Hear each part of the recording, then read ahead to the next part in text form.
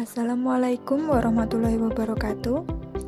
Halo sahabat BK, bagaimana kabar kalian hari ini? Semoga tetap sehat dan tetap semangat ya. Baik, kali ini kita akan membahas materi layanan BK tentang stres dan cara mengatasinya. Tujuan dari materi kali ini adalah kalian dapat memahami gejala-gejala stres serta faktor-faktor penyebab dan cara mengatasinya. Baik, kita masuk ke apersepsi. Tidak ada seorang pun yang bisa menghindarkan diri dari stres. Namun, stres bisa dikelola, sehingga justru mendatangkan nilai positif bagi seseorang. Stres tidak boleh dihilangkan sama sekali karena dia membantu kelangsungan hidup dan memberikan dinamika hidup. Dibutuhkan sebuah kecakapan dalam menghadapi tantangan dengan cara mengendalikan tanggapan atau respon secara proporsional. Dengan demikian, manusia bisa memperbaiki kualitas hidupnya. Kemampuan mengolah ini tidak datang begitu saja, tetapi didapatkan melalui sebuah proses. Pengertian stres. Menurut Kamus Besar Bahasa Indonesia, ada dua pengertian stres. Yang pertama, gangguan atau kekacauan mental dan emosional. Yang kedua, tekanan. Suatu respon fisiologi ataupun perilaku terhadap stresor, hal yang dipandang sebagai penyebab cekaman, gangguan keseimbangan baik internal maupun eksternal.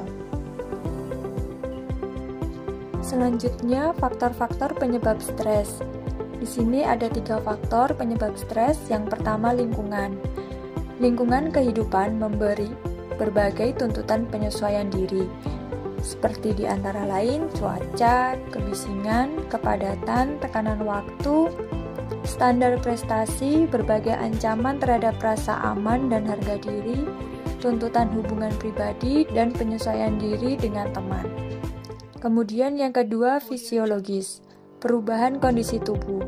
Perubahan kondisi tubuh pada masa remaja, contohnya pada remaja perempuan mengalami haid. Kemudian yang ketiga, pikiran kita. Pikiran menginterpretasi dan menerjemahkan pengalaman, perubahan, dan menentukan kapan menekan tombol panik. Bagaimana kita memberi makna atau label pada pengalaman dan antisipasi ke depan bisa membuat kita relaks atau stres. Selanjutnya, gejala-gejala stres yang dialami oleh remaja. Di sini ada beberapa, mungkin nanti kalian bisa mengidentifikasi apakah kalian mengalami gejala stres atau tidak. Baik, yang pertama, kehilangan minat dan kegembiraan pada hampir semua aktivitas dan hal ini hampir terjadi setiap hari. Yang kedua, berat badan mengalami penurunan padahal tidak sedang melakukan diet. Yang ketiga, mengalami insomnia atau kesulitan tidur atau hipersomnia, suka tidur atau lebih banyak tidur hampir setiap hari. Yang keempat, mengalami penurunan minat dalam melakukan aktivitas yang terjadi hampir setiap hari dan kehilangan energi hampir setiap hari. Yang kelima, merasa dirinya tidak berharga atau merasa bersalah yang berlebihan. Yang keenam, kehilangan kemampuan untuk berpikir dan berkonsentrasi. Yang ketujuh, munculnya perasaan sedih hampir setiap hari. Dan yang terakhir, munculnya pikiran-pikiran tentang kematian, ide bunuh diri yang berulang tanpa rencana, atau adanya usaha percobaan bunuh diri. Saya harap yang terakhir ini kalian tidak pernah merasakannya ya. Selanjutnya kita akan masuk pada dampak akibat stres. Dampak stres di sini dibedakan menjadi 3 kategori, yaitu dampak fisiologis, dampak psikologis, dan dampak perilaku. Yang pertama, dampak fisiologis. Dampak fisiologis ini dapat berupa gangguan pada organ tubuh, kemudian gangguan pada sistem reproduksi, gangguan pada sistem pernafasan, dan mengalami gangguan lainnya seperti pening atau migrain, tegang otot, dan muncul rasa bosan. Yang kedua, dampak psikologis. Dampak psikologis ini dapat berupa keletihan emosi, terjadi depersonalisasi, pencapaian pribadi yang bersangkutan menurun, sehingga berakibat pula menurunnya rasa kompeten dan rasa sukses. Yang ketiga, dampak perilaku. Dampak perilaku ini dapat berupa tingkah laku yang tidak diterima oleh masyarakat, kemudian kemampuan mengambil keputusan berkurang, dan yang terakhir, ketika stres berat seringkali akan banyak membolos atau tidak aktif mengikuti kegiatan pembelajaran. Selanjutnya kita akan masuk ke cara menangani stres. Cara menangani stres ini dibagi menjadi dua, yaitu strategi pencegahan dan strategi menangani stres. Strategi pencegahan. Untuk mencegah mengalami stres, setidaknya ada 3 lapis. Lapis pertama, dengan cara merubah cara kita melakukan sesuatu. Untuk keperluan ini, kita perlu memiliki skill yang relevan. Misalnya, skill mengatur waktu, skill menyalurkan, skill mendelegasikan, skill mengorganisasikan atau menata. Untuk lapis kedua, strateginya kita menyiapkan diri menghadapi stresor. Bisa dengan cara rekreasi atau beristirahat, atau bisa juga meditasi. Untuk yang lapis ketiga, strateginya kita menangani dampak stres yang terlanjur ada.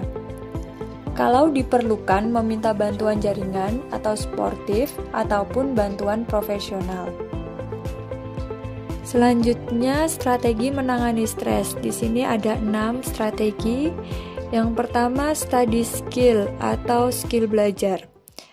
Ada banyak hal yang perlu dipelajari, yang ingin diketahui, dan banyak kegiatan yang diikuti, namun waktu terbatas.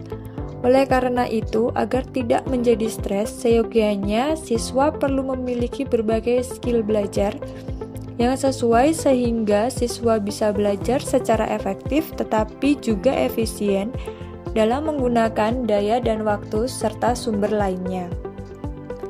Kemudian yang kedua adalah tempo atau time management.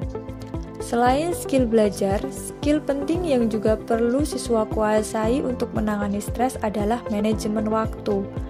Untuk keperluan tersebut, siswa perlu memiliki paradigma waktu yang tepat. Yang ketiga, rehat atau rest, beristirahat. Tubuh kita memerlukan jeda atau waktu untuk beristirahat. Bila kita tidak memiliki keterampilan beristirahat, maka besar kemungkinan kita akan mengalami stres. Kemudian yang keempat adalah eating dan exercise, makan dan olahraga kebugaran.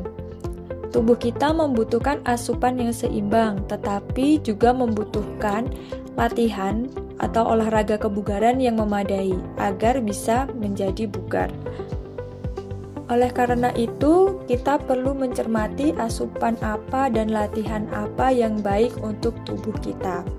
Selanjutnya, self-talk atau percakapan kalbu. Sejak kecil kita punya perlengkapan berpikir, yaitu percakapan kalbu, di mana kita biasa mendengarkan apa yang kaya hati atau hati nurani katakan pada kita.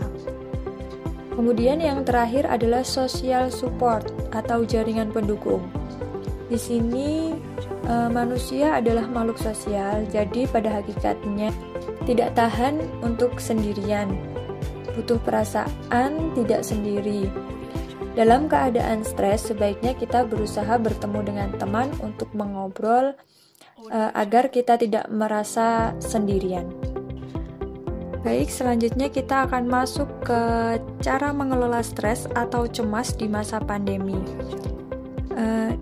Penerapan protokol social distancing menyumbang terjadinya peningkatan stres pada siswa. Faktor lain yang ikut memicu munculnya stres pada siswa adalah kurangnya kemandirian pada siswa pada proses pembelajaran. Guru seakan-akan menjadi satu-satunya sumber belajar dan siswa hanya sebagai supir pembelajaran yang pasif. Keadaan pandemi yang memaksa siswa melakukan belajar dari rumah menyumbang terjadinya stres pada siswa. Perlunya keseimbangan motivasi dan belajar mandiri bagi siswa dapat dilatih orang tua secara perlahan oleh pengontrolan proses belajar siswa selama di rumah. Orang tua juga dapat mendesain kegiatan positif untuk mengembangkan hobi siswa. Dalam hal ini, peran guru BK di sekolah juga dapat memberikan pengetahuan dan pemahaman mengenai tata cara menanggulangi stres yang mereka alami. Maka dari itu, sekolah memfasilitasi siswa dengan serangkaian kegiatan konsultasi atau konseling.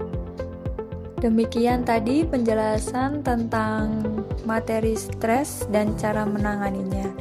Semoga materi kali ini bermanfaat untuk kita semua. Terima kasih. Wassalamualaikum warahmatullahi wabarakatuh.